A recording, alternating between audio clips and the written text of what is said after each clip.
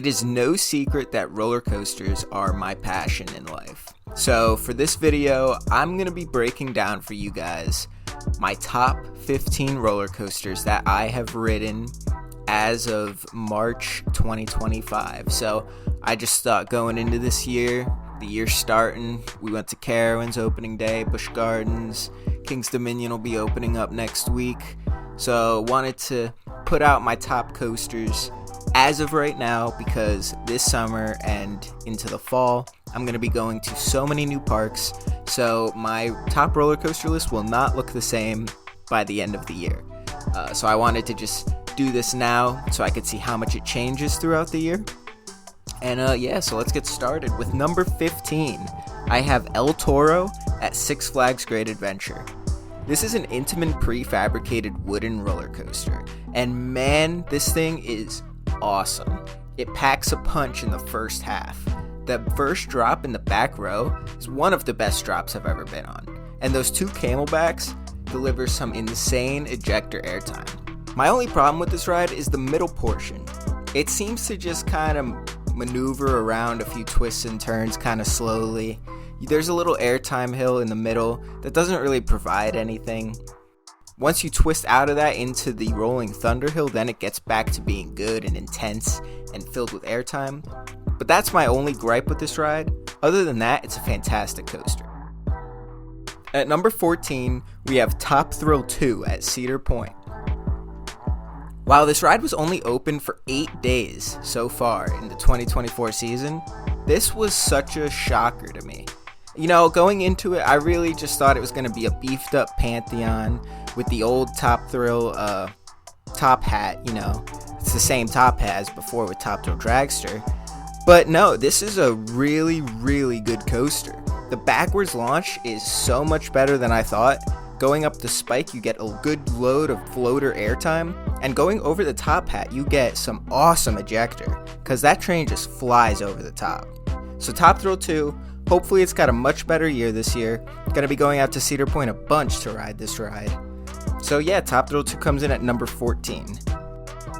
Sticking at Cedar Point for number 13, we have Maverick. This is an Intamin Blitz coaster, the first of its kind, built back in 2007, and this ride is intense. The first half has a bunch of twists and turns with a decent airtime pop and the ride's two inversions. The second half features a really good LSM launch into some more twists and turns, another airtime hill, and just some good fun speed and low to the ground transitions. Love this coaster so much. Used to be my favorite coaster at the park until Steel Vengeance was built. That'll be later down in this list. So yeah, this is like just one of those coasters that proves that height and speed isn't everything. As long as you have good elements, this coaster will be one of the best in the world. It's sitting at a park with 5 coasters over 200 feet. So that just shows you that it doesn't matter. Coming in at number 12, at Six Flags New England, we have Wicked Cyclone. This RMC hybrid coaster is kinda small, just like Maverick in the previous spot, but man does it pack a punch throughout the layout. Some of these hills have some sharp ejector, that classic RMC airtime, and man is it a long ride. My only gripe with this ride is that it does lose its speed near the end of the layout. I think that's why with Twisted Cyclone, the ride is a bit shorter because the pacing of Wicked Cyclone wasn't as good as they thought, I would assume. But I actually do prefer this over Twisted Cyclone down at Six Flags Over Georgia. Just because of the length, it is a little bit better for me, and I didn't think it slowed down that much. You still get airtime in the end hills, just not as much as I think they were trying to go for. At number 11, at Busch Gardens Williamsburg, we have Pantheon, the Intamin Swing Launch Coaster. The first launch on this ride is pretty good, just gets you started, but then those swing launches, especially coming backwards over that airtime hill, is something special. The Outer Bank hill is amazing. The first drop, the 95-degree drop off the top hat, is really fun in the back row, some long sustained airtime, and then that stall is the best I've ever been on personally. I love it with the lap bar and the speed and everything that it has, especially those little twists and turns at the end. The kind of wave turn at the end too. If you're sitting on the left side of the train, you will get some good airtime on that. Other than that, I think my only gripe with this ride specifically is that it does lack a little bit of intensity. There's not a lot of positives here, and that's kind of my only downside to this. But other than that, it's just outside of the top 10, so it's still a fantastic coaster. Now breaking into the top 10, staying in the same state of Virginia, we have Pantherian, or as it was previously known as, Intimidator 305 at King's Dominion. This Intamin Giga Coaster is the most intense roller coaster I've ever been on.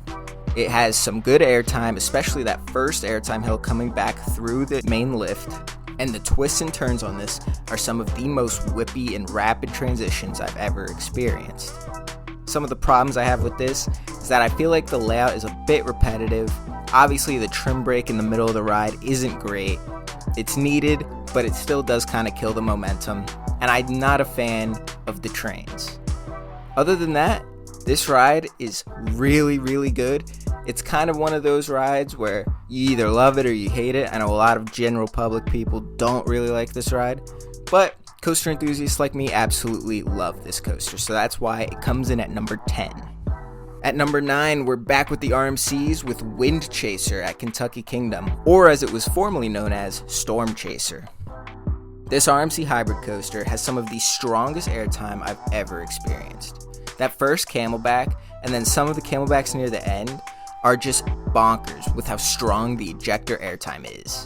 It's kind of a short ride, and it's not very big, but the barrel roll drop, the strong airtime, the good inversions make this a top 10 coaster for me.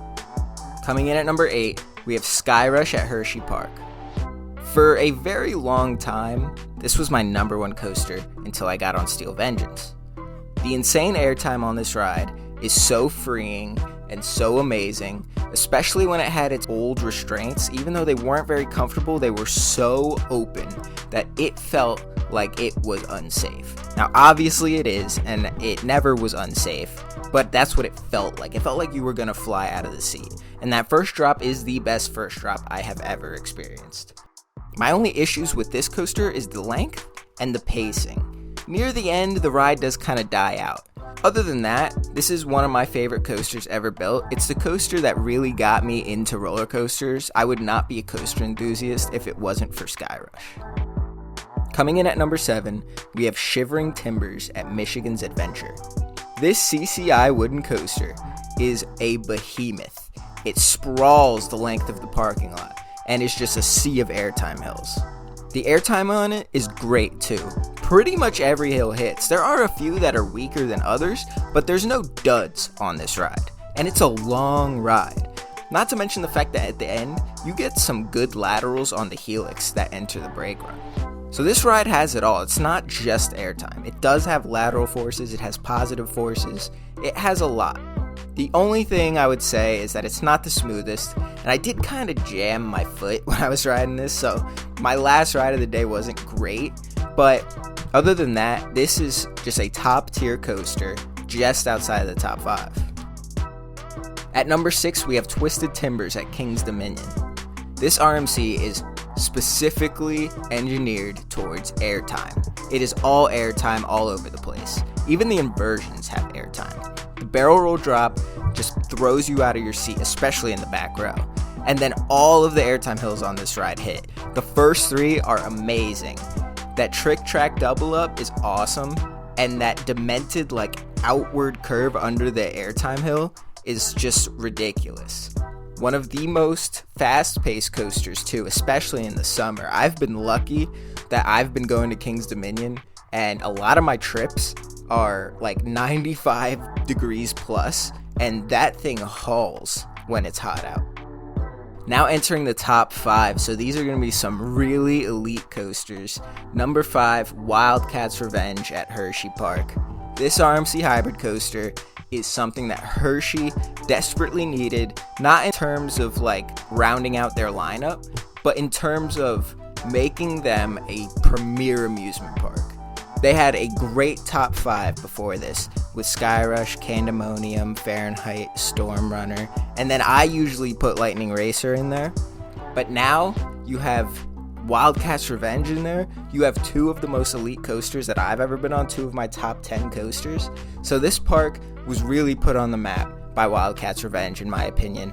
And it's one of the most aggressive roller coasters I've ever ridden. It's one of the most aggressive RMCs I've ever been on.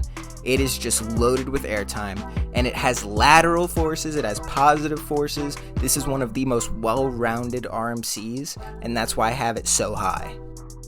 At number 4, we have Fury 325 at Carowinds. This B&M Giga Coaster is the best B&M ever built. It is not even up for debate. I think everybody agrees with that. It is what got B&M back in the game, and it is just a phenomenal coaster. It does not ride like a normal B&M. So if you've never been on this, don't expect a normal B&M Hyper, even Orion or Leviathan. Don't expect that. The pacing on this ride is unlike any other B&M I've ever experienced. There is ejector airtime on the hills in the second half. The first half is all about the speed, and trust me, you feel the speed. I would go as far as to say that a front row ride on Fury 325 is my second favorite thing, being a roller coaster enthusiast. Like, the front row is so good on this. And it's just gorgeous. The color scheme, the theme, the aesthetic, just one of the most elite coasters out there. At number 3, we have Airy Force 1 at Fun Spot Atlanta. I would say this is just behind Wildcat's Revenge in terms of how aggressive it is, but this is more airtime. This is just all airtime. Very strong airtime. Some of the strongest I've ever experienced. Up there with like Wind Chaser at Kentucky Kingdom. This is such a good ride. The stall is amazing. That barrel roll, the arcade roll, is awesome. It's not as great as I was expecting more, but I have to admit that it is an awesome element. And near the end of the day, when that ride was running a lot faster, it really whipped you through. At the Outer Bank hill, oh my god, that's like the best Outer Bank I've ever experienced too. I think it's better than the one on Steel Vengeance. So yeah, definitely get out to this park if you haven't. I highly recommend it. At number 2, we have The Voyage at Holiday World. This Gravity Group wooden coaster is demented, okay? It is one of the longest coasters in the world. It's like 3 different roller coasters. It goes all the way out in like an El Toro, almost Shivering Timbers style, where it's just airtime hill after airtime hill after airtime hill. And then you got a spaghetti bowl section in the back where you're just going high banking turns, outer banks, all the crazy stuff. And then you hit the mid-course and you're like, oh my god, this ride is already so long. The trek back is just all downhill, and it's all high banking turns and airtime hills, and you just keep building up speed, and it gets faster and faster and faster. And that's what I love about this coaster, is that every other roller coaster in the world, as it progresses through the layout, does slow down, and that's just because that's how gravity works. And because of the way they built this coaster, the first half is climbing uphill, and the second half is coming back downhill. So you are going faster and faster. By the time you get near the brake run, you're going really fast when you're going through the tunnels. And that is why this is my number 2 coaster. The only coaster that I think is better is my number 1 coaster, and that is Steel Vengeance at Cedar Point. This RMC is absurd.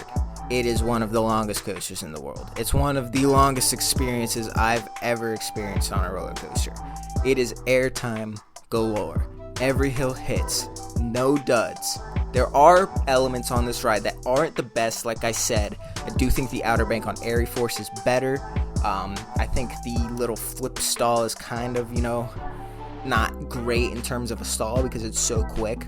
But those elements still hit. Like, the Outer Bank on this is to die for. I've grayed out on this Outer Bank. It's no joke. Going through the structure in the second half is what really puts this ahead of almost every other coaster. The experience of going through all that wooden structure and the head choppers is just amazing. The greatest roller coaster ride I've ever had on any roller coaster is at night on Steel Vengeance at Coaster Mania at 1 in the morning. I'm telling you, that was the greatest ride I've ever had. So this is a great night ride. Same as Voyage. I didn't mention that in the last clip. But Voyage, oh my god, that's one of the best for night rides. This is just up there too as one of the best night rides. So if you aren't as big of a fan of Steel Vengeance, I highly recommend trying it at night, because not only is it more warmed up, but it's also like pretty much pitch black. There are a few areas that are lit up, but most of it's pitch black. So that concludes my top 15 roller coasters as of 2025. This list is going to change dramatically by the end of the year. So many bucket list coasters I'll be riding. I'm currently at 269 coaster credits. I am most likely going to surpass 400 this year. So that just shows you like how many coasters I'm going to be riding. New coasters that will go on to this list, including rides like Velocicoaster, Time Traveler, Stardust Racers, Outlaw Run, all these insane coasters, Iron Gwazi. They're all going to be on this list at some point. But for now, at the moment, in March 2025, this is my top 15 coasters. So let me know your thoughts on my rankings. Do you agree with them? I'd love to hear your opinions on my rankings. If you like coaster content or theme park content in general, please be sure to like and subscribe, as it helps out the channel so much. As always, thank you guys for watching this video, and I'll see you guys next time. If you'd like to support the channel even more, become a member and receive numerous benefits, such as watching all my videos the day before they release, access to my monthly top 25 coaster list, member shoutouts, and more. Thanks for watching this video, and I'll see you guys next time.